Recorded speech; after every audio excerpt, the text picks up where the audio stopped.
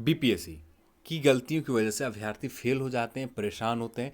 यदि अभ्यर्थी के पास थोड़ा सा कॉन्फिडेंट होते हैं अपने पेपर के ऊपर, तब जाकर वो अभ्यर्थी आरटीआई के माध्यम से अपने पेपर को मंगवाए जाते हैं। तो यहाँ पर इस वीडियो में हम लोग बात करने जा रहे हैं एडिशनल रिजल्ट के ऊपर। यहाँ पर ऐसा ही कुछ मामला है, अभ्यर्थी पास था वो अभ्यर्थी को फेल कर दिए गए और फेल अभ्यर्थी को पास कर दिए गए। ये मामला पूरे सामने नज़र आ रहा है और चलिए इसी वीडियो में हम लोग बात करने जा रहे हैं। कहीं आपके साथ ऐसा नहीं हो तो आप भी आगे चलकर जब पेपर दें, अपने पेपर के ऊपर कॉन्फिडेंट है, तब जाकर आप भी आयोग से पेपर ज़रूर मंगवाएं। नहीं कहीं तो आपके साथ भी ऐसा हुआ या हुआ हो। तो मैं हूं अविनाश कुमार। यदि चैनल पर आप नए हैं तो चैनल को पहले सब्सक्राइब कर लें, नोटिफिकेशन बेल आइकन में क्लिक करके नोटिफिकेशन को लेवल कर दें, वीडियो को लाइक करें, वीडियो को शेयर करना अपने दोस्तों के साथ बहुत जरूरी है, तो वीडियो को शेयर भी करें। हम लोग चलते हैं बीपीएससी के ऑफिशियल वेबसाइट को। ये जो मामला निकल कर आया, पहले ये मामला निकलते थे पेपर के ऊपर, यानी पेपर जो होते पेपर के आंसर की जो जारी किए जाते थे, ऑप्शन ई की वजह से आयोग अपनी गलतियों को बहुत छुपाता था। यदि बात करें आयोग क्वेश्चन पेपर आंसर की में गलतियां होती है जिसकी वजह से बहुत सारे अभ्यर्थी फेल हो जाते हैं, बहुत सारे अभ्यर्थी बाहर निकल जाते हैं।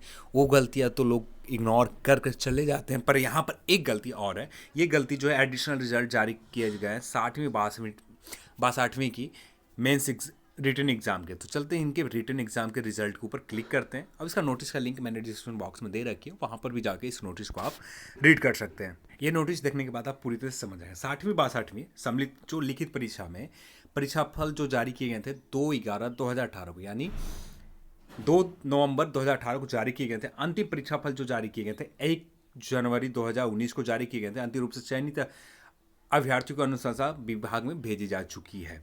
तो आगे की लाइन में आए, उक्त मुख्य लिखित प्रतियोगिता परीक्षा में शामिल अत्यंत पिछड़ा वर्ग के एक महिला कोटि के एक उम्मीदवार के अनुक्रम नंबर दिया हुआ, रोल नंबर दिया हुआ है 140015 शशि रंजन द्वारा आरटीआई के तहत सभी विषय की उत्तर पुस्तिकों को छाया प्रति मांगी गई थी।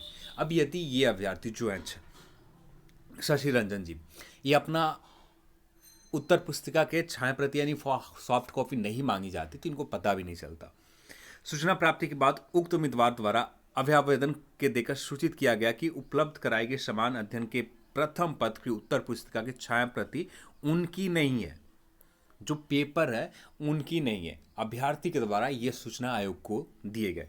मामले की जांच के क्रम में पाया गया कि समान अध्ययन के प्रथम पत्र के उत्तर पुस्तिका के कोडिंग में हुई त्रुटि के कारण अनुक्रम जो रोल नंबर है 10015 सहित 2 अन्य उम्मीदवारों का अनुक्रमांक 10017 10022 के उक्त विषय की उत्तर पुस्तिका तदनुसार उन पर अंकित प्राप्तांक आपस में बदल गए। जो रोल नंबर थे आपस में बदल गए। यदि आयोग यहाँ पर चाहती, क्योंकि पेपर जब लिए जाते लिखे आंसर की लिए जाते तो सभी को सुरक्षित रखे जाते, एक फॉर्मेट में रखे जाते हैं, तो यहाँ पर आयोग से गलतियाँ हो सकता है कि गलतियाँ हो जाती है, पर इस तरह की गलती की वजह से यदि यहाँ पर जो अभ्यर्थी हैं शशि रंजन जी, यदि यहाँ पर आरटीआई नहीं किए होते, इनको पता कैसे चलता, ये तो अभी भी फेल होते।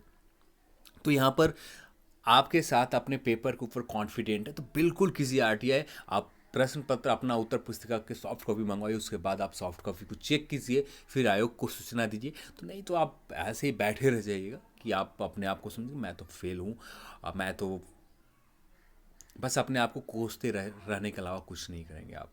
तो इसलिए आयोग की गलती है, तो आयोग के ऊपर ज़रूर आप दबाव मेल आरटीआई के माध्यम से उनको भी काम बढ़ाएं। वो लोग भी हम लोग को जो पेपर, यदि हम लोग पेपर देते हैं तो यदि प्रीलिम्स एग्ज़ाम में देखें आप, मैक्सिमम प्रश्न के आंसर की में बहुत सारे फेरबदल होते हैं। ऑप्शन ई की वजह से यहाँ पर आयोग अपने आप को बचाकर निकल जाती है। पर यदि बात करें बीपीएससी जैसे एग्ज़ाम में इतने प्रश्न, इतने लेवल पर प्रश्न, गलतियाँ बहुत सही नहीं है। आप एक पीसीएस लेवल के एग्ज़ाम कंडक्ट करवा रहे हैं, यहाँ पर इस तरह की गलतियाँ नहीं देखी जाती, पर आयोग अपनी गलती को छुपाने के लिए यही ऑप्शन लाई है। तो यहाँ पर भी एक इस तरह की गलती किए गए। अब आगे की बात करें तो समान अध्ययन के प्रथम पत्र अंक वृद्धि के फलस्वरूप शशि रंजन जो पूर्व में मुख्य लिखित परीक्षा के आधार पर असफल थे, अब अत्यंत पिछड़ा वर्ग महिला कोटि के कट ऑफ के अंक के अधिक प्राप्त करने के मुख्य लिखित परीक्षा में सफल उम्मीदवार सूची में शामिल होने के योग्य है। ये जो शशि रंजन है अब पहले तो फेल थे, अब पेपर मंगवाने के बाद इनका रोल क्रमांक जो बदले गए थे, इसको देखने के बाद यहाँ पर फिर से पास हो जाते हैं।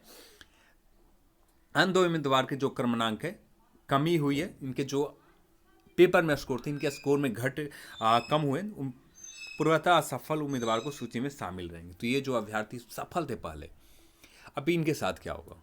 आयोग की गलती की वजह से जो पूरी तरह से निर्भर हो चुके थे, हम मैं तो क्वालिफाई हो गया हूँ, अब आयोग की गलती की वजह से इन्हें फेल होंगे और इन्हें अपने, यदि ज्वाइनिंग तो अभी नहीं हुआ, तो यदि जो उम्मीद थी सारी उम्मीद इनके टूट गए। नेक्स्ट हम लोग पॉइंट में बात करें, आयोग क्रमांक नंबर 10015 शशि रंजन को 62वीं और 60वीं से 62वीं सम्मिलित संयुक्त मुख्य परीक्षा के प्रतियोगिता परीक्षा में सफल घोषित करते हुए साक्षरता हेतु इंटरव्यू के लिए आमंत्रित करता और साक्षरता की तिथि घोषणा के बाद की जाएगी। तो साक्षरता की तिथि अभी तय नहीं की गई, तो इस तरह के आयोग गलतियां करती है। अब हम पे निर्भर करता है यहाँ पर कि आप किस तरह से अपने गलतियों को अपने ऊपर लेकर चुप रह जाते हैं, या अपने गलतियों को, आप अपने गलतियों को कॉन्फिडेंट है कि इतना गलती नहीं हो सकता, आप अपने प्रश्न पत्र को, उत्तर पुस्तिका को फिर से आप मंगवाते हैं, तब जाकर आपको कुछ बेनिफिट होंगे, आपको यहाँ पर हो सकता है कि आप पास हो जाए फिर से। तो ऐसा यदि कभी भी दिखे कि आप अपने पेपर के ऊपर पूरी तरह से कॉन्फिडेंट हैं, फिर भी आप यहाँ पर असफल होते हैं, तो ऐसा ज़रूर करें। वैसे देखें, प्रीलिम्स एग्ज़ाम में आयोग के जितने भी प्रीलिम्स एग्ज़ाम होते हैं, मुझे चाहे 64वीं हो चाहे 65वीं हो, मैक्सिमम प्रीलिम्स एग्जाम में देखें तो बहुत सारी गलतियां होती है। आयोग उस गलतियों को छुपाने के लिए ऑप्शन ई के सामने आपके सामने रख देता है। ऑप्शन ई बहुत सारे आंसर को मान लिए जाते हैं। अब इसके लिए लोगों को आवाज़ तो उठानी पड़ेगी, ऑप्शन ई की क्या ज़रूरत है? यदि ऑप्शन ई रखना ही है तो एक डेफिनेट, एक क्लियर पॉइंट रखा जाए कि या इनमें से सभी हो सकते हैं आंसर, या इनमें से कोई नहीं थी। ये दो ऑप्शन ई में 2 पॉइंट रखे गए, तो इनमें से कोई अभ्यर्थी, मैक्सिमम लोग कंफ्यूज कर जाता है कि इसमें क्या होगा। तो यहाँ पर जो ऑप्शन ई है, एक डेफिनेट, एक पूरी तरह से क्लियर ऑप्शन होना चाहिए कि यही होंगे, या कुछ यहाँ पर 2 तरह का पॉइंट नहीं रखना चाहिए ऑप्शन ई में। मैक्सिमम लोग इसी चक्कर में गलतियाँ करते हैं, हम लोग भी गलतियाँ करते हैं। नॉर्मल सी बात है, गलतियाँ हो जाती है कि आपको थोड़ा सा भी वहाँ पर पेपर जब देते हैं, वहाँ पर कभी समझ नहीं पाते हैं, जल्दबाजी में जब पेपर को हम लोग डील करते हैं तो अच्छी तरह से नहीं समझ पाते, तो मैक्सिमम गलतियां कर आ जाते हैं। तो चलिए, ये गलतियां हैं आयोग की। सफल अभ्यर्थी फेल हो जा रहे हैं, अब फेल अभ्यर्थी से पास हो जा रहे हैं। तो चलिए देखते हैं आगे क्या गलतियां निकल कर आते हैं आयोग की। आज की इस वीडियो में इतना ही। इस वीडियो को देखने के लिए आप सभी को बहुत बहुत धन्यवाद। जय हिंद, जय भारत।